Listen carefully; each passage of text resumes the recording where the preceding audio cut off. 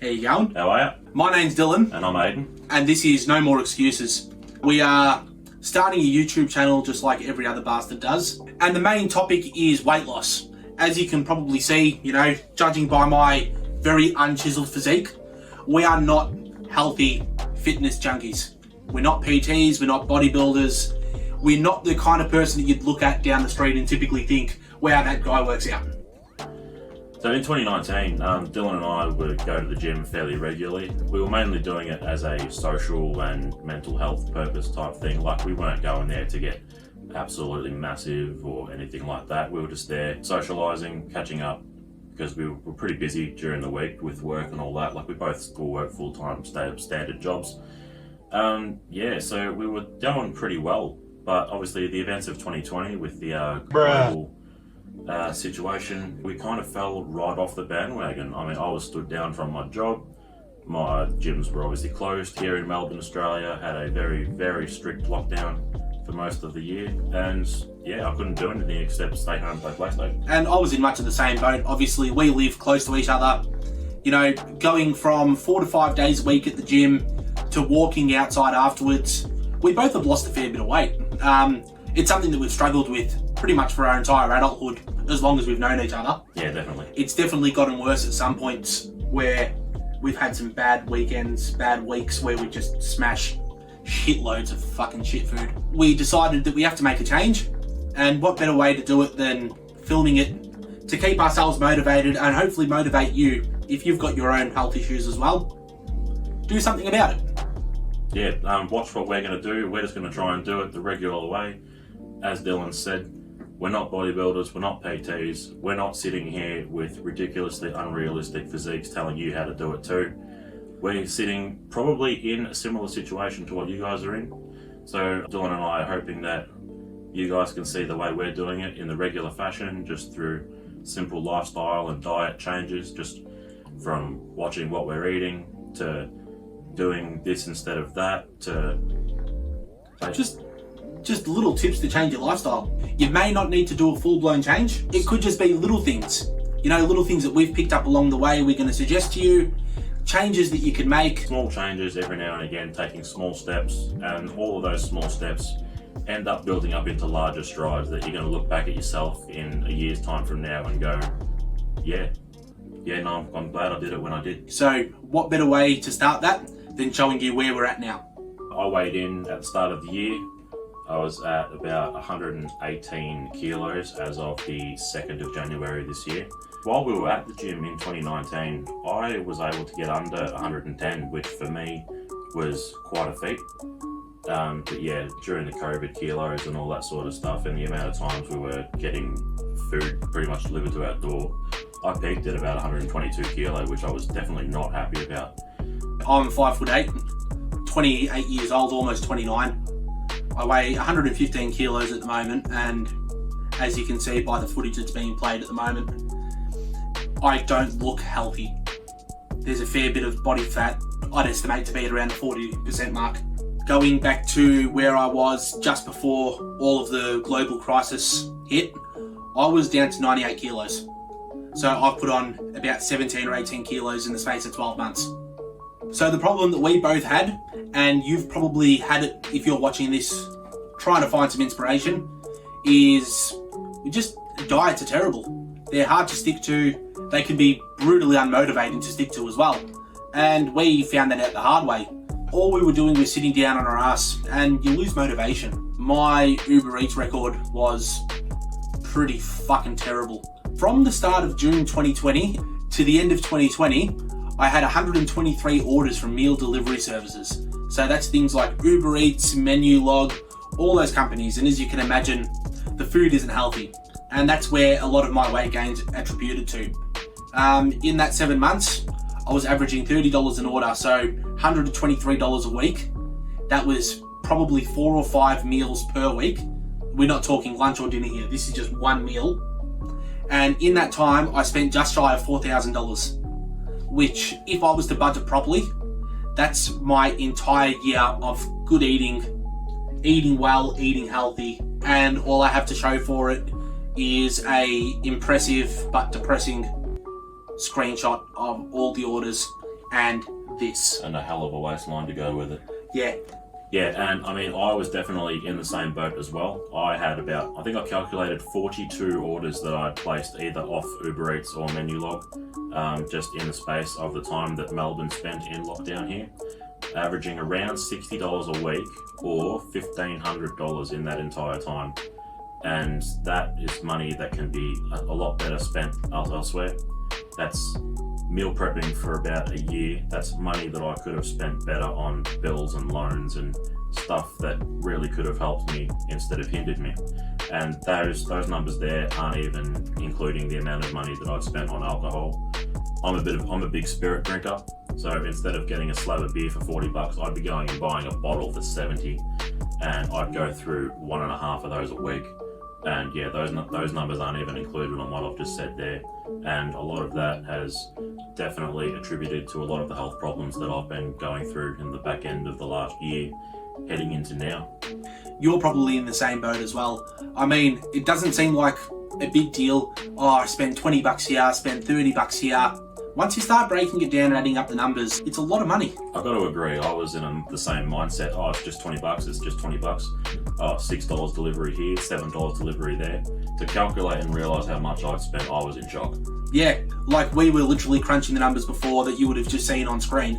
And going through it, you wouldn't think that I made 123 orders, but apparently I did. And yeah, I don't feel good about it. It's shithouse. Like, there's no other word to describe it. Yeah, it really is. And that's one thing we're definitely planning on changing.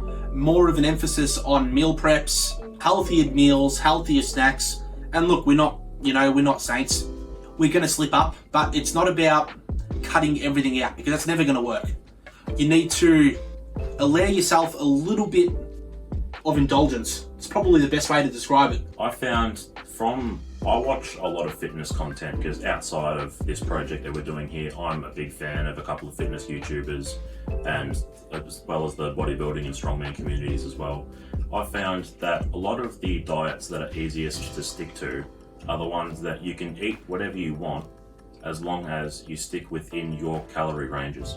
Yeah, 100%. And probably seen 100 videos on YouTube by plenty of other content creators, probably much better than us. Yeah.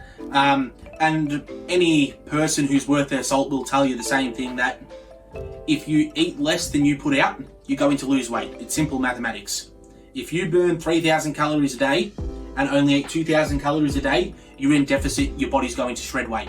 Yeah. It's simple as that. Like, there's no magic trick, and you might think, oh, it's a pain in the ass, and look, it can be, but anything worthwhile, it's worth spending the time doing it right. Definitely. If you're going to do it, it doesn't take long to work out. There's resources online you can look at. Get it done. I believe in you. Yeah. So the best way I find is to stick within your calorie ranges, whether that is a whatever you feel like diet, whether that is a keto diet, a paleo diet, a low carb diet. If you're eating less than the energy that you're burning in a day, you're going to get there. And that's what we're going to really try and do here. Pay attention to what our bodies are burning in a day. And we're just going to find a way to eat less than that. A lot of things that I've also found out through my time in the lockdowns and putting on all this weight while I've gone through this period of unhealthy eating is the underlying health issues that do come from it. You don't realise just how much an extra couple of kilos of weight can do in terms of putting pressure on your joints and just all of the real damage that the fat around your organs can do. I know I personally have heart issues on both sides of my family, so that's definitely something that I'm going to want to be careful of in terms of controlling my own weight. And even the more personal issues that I've been going through in the last couple of years, I've had multiple blood tests done over the last couple of years, which has really inspired me to get into this in the first place, where I've been having issues with fatty liver. The fat enzymes in my liver are through the roof in the past in comparison to what they should be. And I found that out through a lot of when I was drinking alcohol. I couldn't stomach it because obviously your liver processes all that, and just found out that really the best way to do that, to fix that, and to fix a lot of other health issues that people are experiencing these days, is to cut the fat from your body. I've had my share of health issues as well. Obviously the main one is the weight gain. I've got a family history of heart disease, diabetes, heart attacks in the family. Grandfather had a triple bypass. My father's got some heart problems at the moment. Not to mention the toll that it has on the mental health as well. I eat because I'm unhappy. I'm unhappy because I eat. If you don't feel good about yourself, you're never going to feel good about anything else. And I think looking after yourself is probably one of the most important things that anybody can do. If you're not exercising, if you're not eating well, and you're trying to solve any mental health problems, you're not giving yourself a fighting chance to overcome them. Whatever you put in your body is going to reflect who you are and how you go about life. If you neglect your body, odds are you're probably neglecting everything about yourself as well. And it's not healthy, it's not positive. You need to look after yourself. If you put shit into your body, you will feel like shit, and that's just a snowball that's going to get bigger and bigger, and it's definitely not something you want. We're obviously going to be putting a lot more emphasis shortly into getting back into our exercising. As we all know, exercise releases endorphins, which is the happy chemical in your brain. And even if it isn't for weight loss purposes, people exercise to feel happy and to feel better. An irresponsible thing that I've noticed a lot of people who try to lose weight and ultimately fail is they set a specific number as a goal. And it's a stupid thing to do. If you're going to the gym regularly and you're putting on muscle weighs 3 times more than body fat. So if you shred off 20% of your body fat but you gain 10% in muscle, your weight in a lot of situations isn't really going to change much, yet you're going to be a lot healthier. So the idea for me of trying to set a target number that I want to reach, it's not something I really want to do. Ideally, for health reasons, on average, I should be around 80 to 90 kilos, but it does not take into account how much muscle mass I have, what my body fat percentage is, how much visceral fat's in my body. Exactly. All the true indicators that should show how well your body is performing. So I really want to just target, if I look healthy and feel healthy, I'm going to assume that I'm doing a lot better than I am now. Exactly. Like, I could put a number on my goal at the moment. Like, as I said, I'm at 118 kilos right now, and say I wanted to get to 105. If that's through 20 kilos of fat loss, and I haven't done my maths, but the other three or four, whatever kilos it is, made back in muscle gain, if I'm at that goal, then I have achieved something and I've made it better. I've got to realize, while you are aiming towards that number, what you are going to be losing in fat, you will be gaining in muscle. So as long as you look and feel better, that is the more important goal to just the number you say on the scale. There's going to be another benefit that comes out of this as well, and that's the amount of money that we saved from going from eating all that shit food that you saw earlier to targeted better food for us, better food for our wallet, and in general it's just going to be better for our bodies. Exactly. So in terms of fitness goals and stuff that we're aiming for, like right now, Dylan and I we're still yet to get back on the bandwagon since the gyms have reopened here in Melbourne. We haven't gone back at all. So the main goals will be to we'll start with a 3-day split just to get back into the routine. The key is to have fun doing it.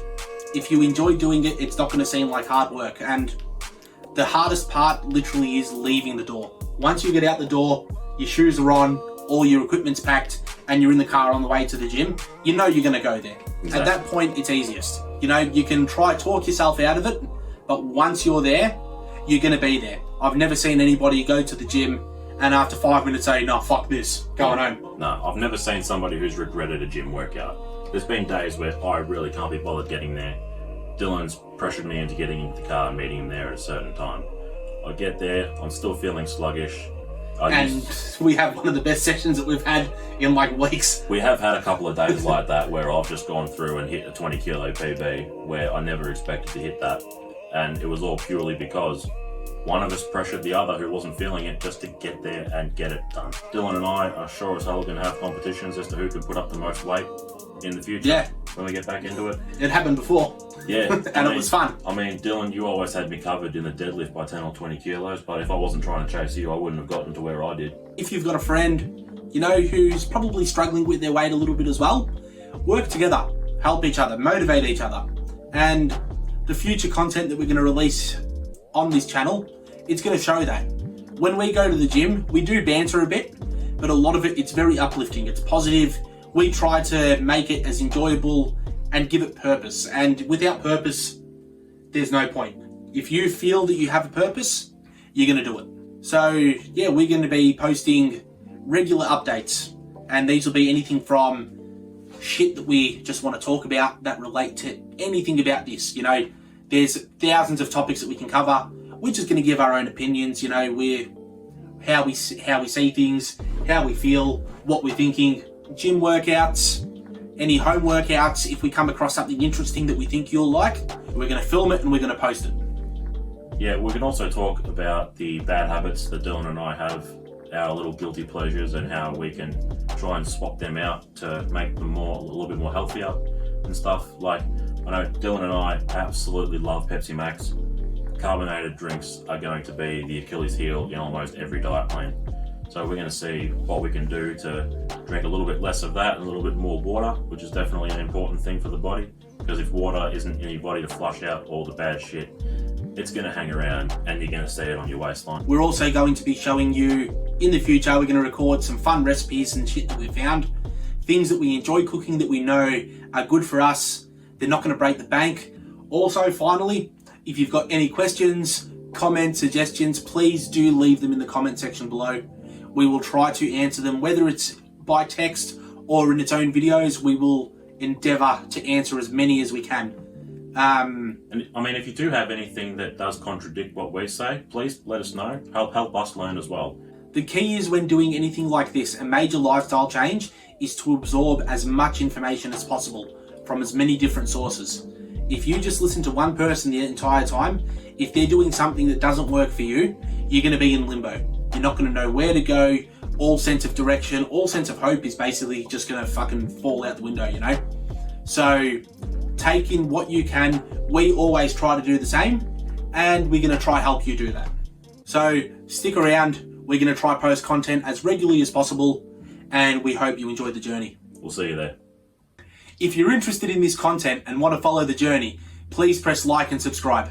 Or even share it with a friend who could definitely benefit from this content as well. Your support will motivate us to do better and hopefully make more of a positive change. Thank you.